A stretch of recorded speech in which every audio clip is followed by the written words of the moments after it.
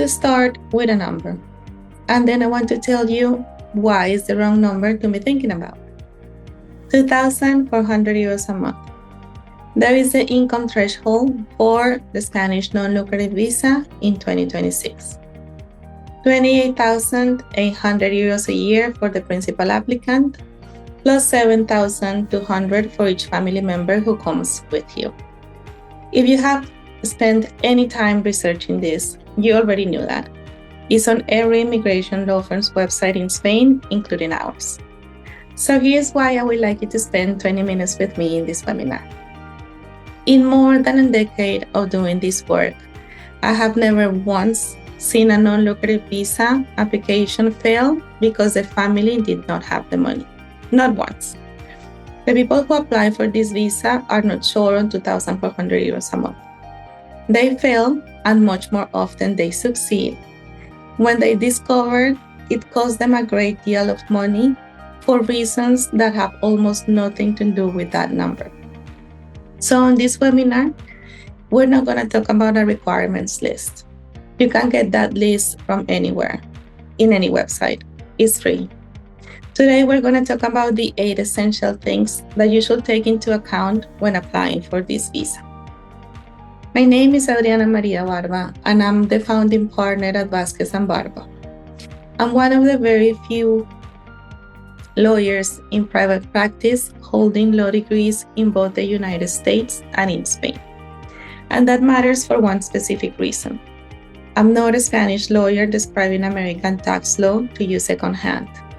And I'm not an American advisor describing Spain from the outside. I live within both systems. When those two systems collide, and for an American moving to Spain, they collide constantly, I'm not translating between two sets of rules. Our firm holds a national Tier 1 ranking in the 2026-2027 Best Law Firms in Spain selection by Best Lawyers. And we have offices in Barcelona, Madrid, and Malaga. This is the first of 3 live sessions we're calling Spain Starts Here. Tonight is about the non-lucrative visa. Session 2 is about property, and session 3 is about the tax architecture.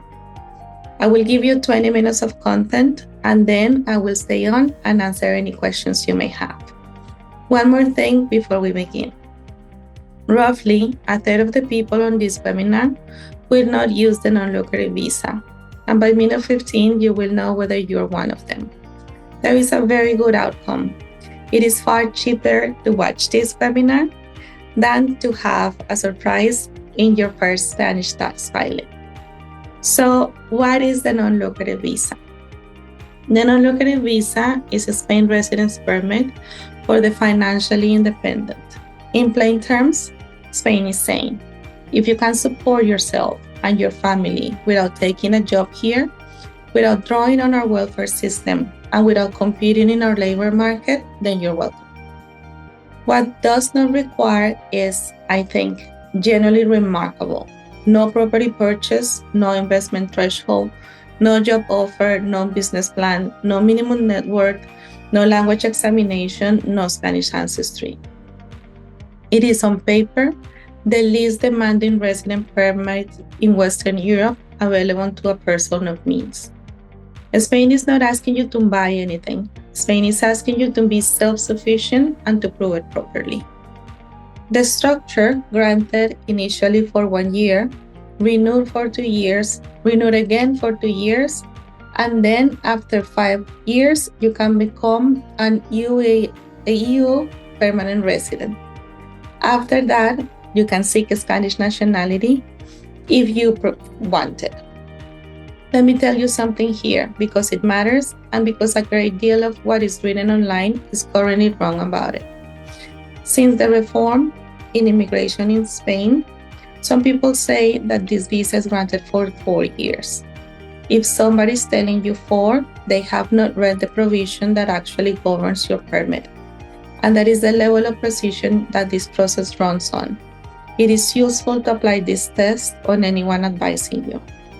Now, the single most important sentence about this visa, and the one that costs people a lot of money. The non-lucrative visa prohibits all work, all of it, including remote work from an American employer, from your own terrace, paid in dollars into an American bank account.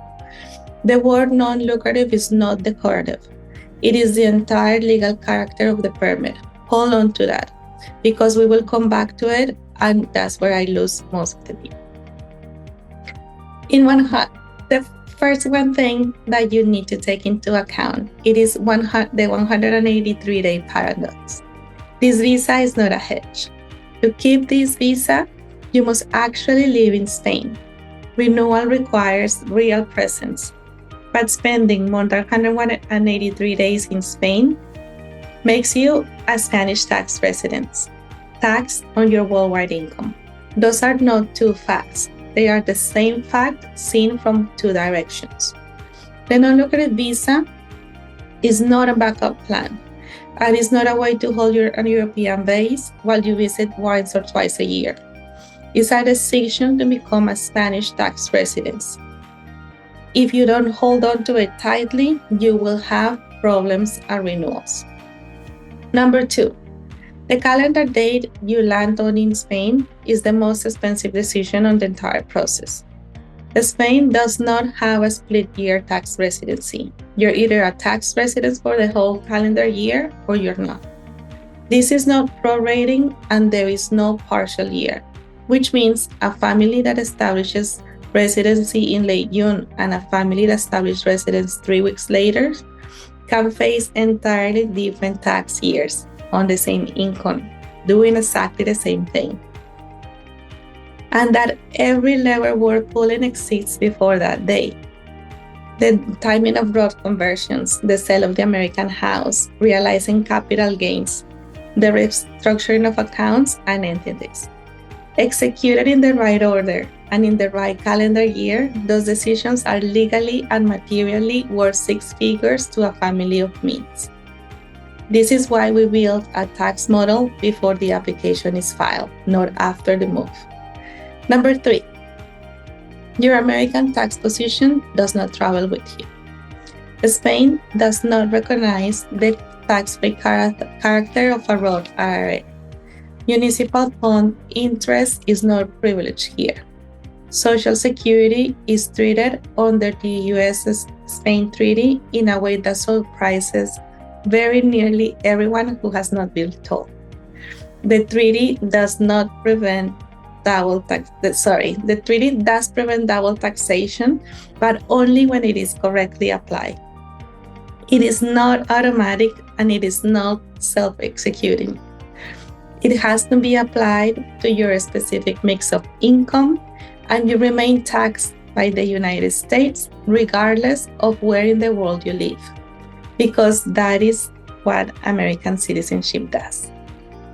The gap between a punitive Spanish tax outcome and an efficient one is almost never the law. It is the planning. 4, retired is a legal status, not a life stage. I ask every prospective client the same question, and I ask it early. Is there anything you do that someone pays you for?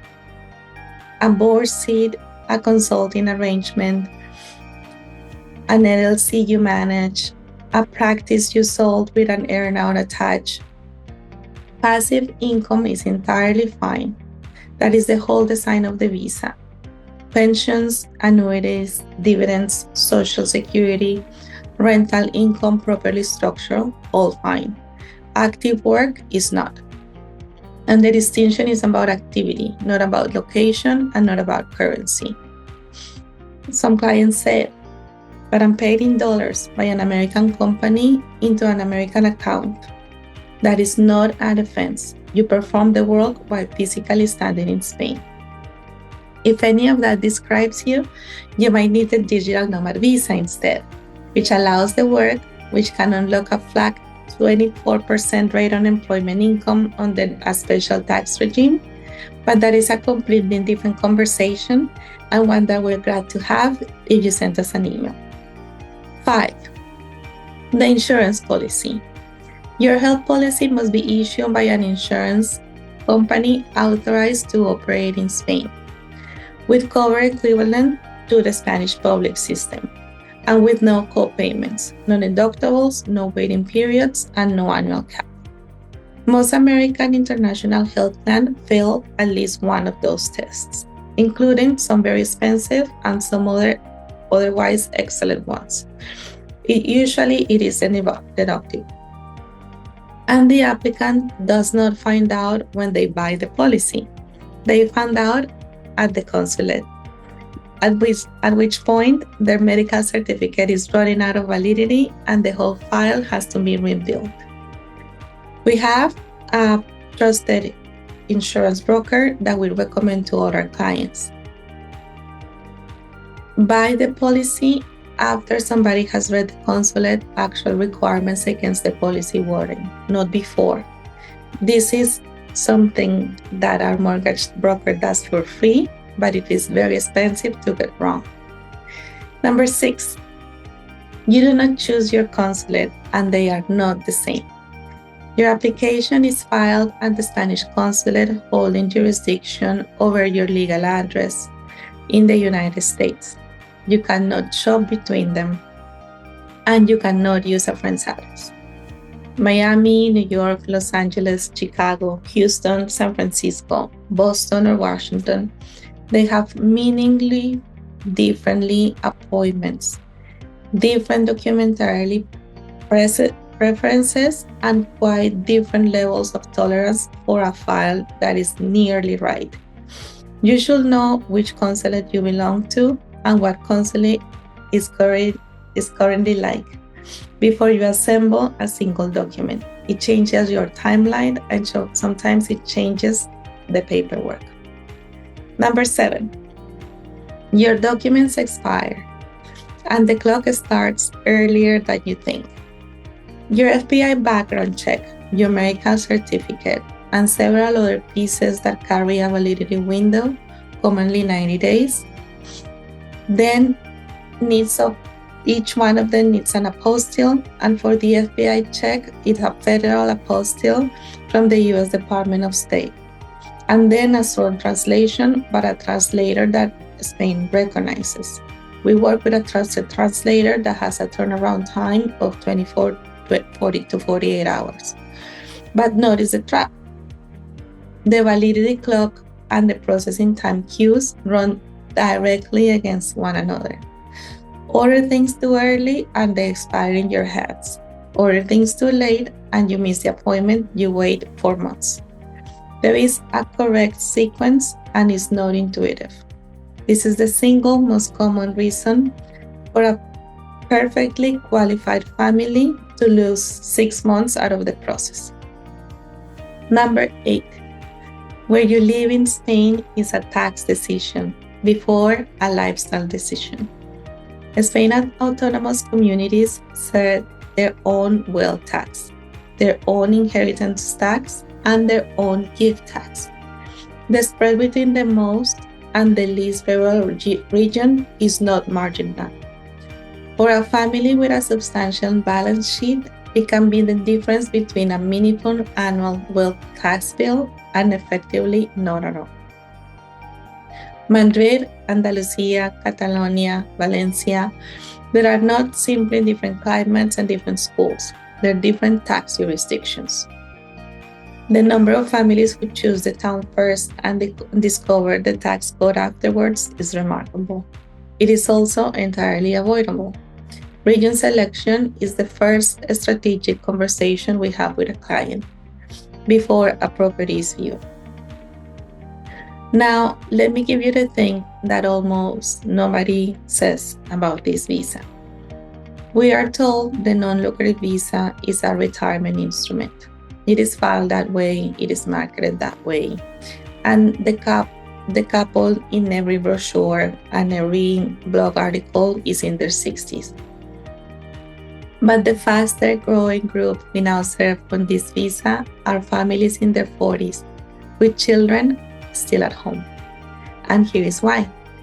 Spanish public universities, several of them generally excellent, with internationally respected faculties in medicine, engineering, business, and the humanities. They charge tuition measure in the low thousands of euros per year.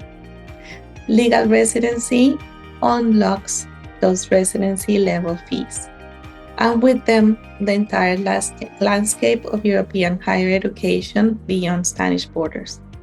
A single year at a private American university can fund an entire Spanish degree with money left over. Said that, beside the international bilingual school networks in Madrid, Barcelona, Valencia, Malaga, Mallorca, IB, British, American, French, German curricula at annual fees that are comparable to something that could be a rounding error in American schools. So for a family with sufficient passive income, the non-lucrative visa is not a retirement plan at all. It is an education and life strategy. It converts years of already budgeted American tuition into a European degree, a bilingual child, a permanent legal position inside the European Union that extends to those children for the rest of their life. A resident card is not just a document, it's legal optionality that never expires. And it is the one gift to your children that compounds in a way that no financial instrument can replicate. So let me now be direct about who is it wrong for, because I promised you that at the beginning. The non-lucrative visa is the wrong instrument if you intend to keep working in any form. And I include the board seat and I include the little bit of consulting. It is the wrong instrument if what you want is a European base that you visit rather than a country that you live in. And it is the wrong instrument if your income is heavily weighted towards the categories that the treaty treats badly, and nobody has modeled that for you yet. If you are in any of those three, you're not out of options. You are in a different conversation. And in my experience, it can be a better one. Just schedule a consultation with me and I will be happy to discuss those. On timing, plan 9 to 14 months from the decision to the resident card in your hand. Document preparation, consulate appointments, and processing take time. So let me be very concrete about this. A family that wants to be living in Spain for the start of the next school year should be scheduling a consultation now. Not in the spring, now. And one last structural point, and then I will get to your questions. Relocating a family to Spain is not one project. It's about 11, and they run in parallel across 2 legal systems, 2 tax authorities, 2 languages, sometimes 3, and several professional disciplines that do not naturally speak to one another. Immigration, property search, title and lien due diligence, mortgage placement, notarial closings, corporate structuring, Spanish tax filings, American filings, FBAR and FATCA, property management, rental licensing, renovation, etc. The conventional approach is to assemble a committee: an American attorney, Spanish attorney, and real estate agent, a mortgage broker, an American CPA, a Spanish gestor, and an architect. More than 7 professionals, 7 engagement letters, and nobody holding the whole picture, which means nobody's accountable when the ownership structure the state agent liked turns out to be the ones that cost you 40,000 to 50,000 euros a year in Spanish tax. Or when the road conversion that nobody sequenced becomes fully taxable the day your residency starts. Vasquez and Barba has built the alternative to that committee. We hold the entire mandate: immigration and residency. Real estate as your license agency on your side of the table, not the sellers. Financing as your mortgage brokers. Closing and title. Corporate structure, property management, and international tax both in Spain and in the US. one office, one point of contact, one integrated view of the whole thing in English or from the first call onward. That is not a service list. It's the reason nothing falls into the gap between two advisors or 3 or 4 that never speak to each other. So where does that leave you? Everything I have described changes shape the moment it meets an actual balance sheet, an actual passport, an actual set of children with actual ages. There is no general answer to this plan. There is only your answer. 2 things and then your questions. First, session 2 of Spain starts here is the properties architecture. Sequencing the 3D special structure regime go in session 3. Tonight is about the instrument. Session 2 is about the property and session 3 is about the tax. If you can only watch one, watch the tax one. Second, and this is the reason why we scheduled this series in August rather than for the autumn. In October this year, 2026, I will be in the United States for a short period for private one-to-one consultation.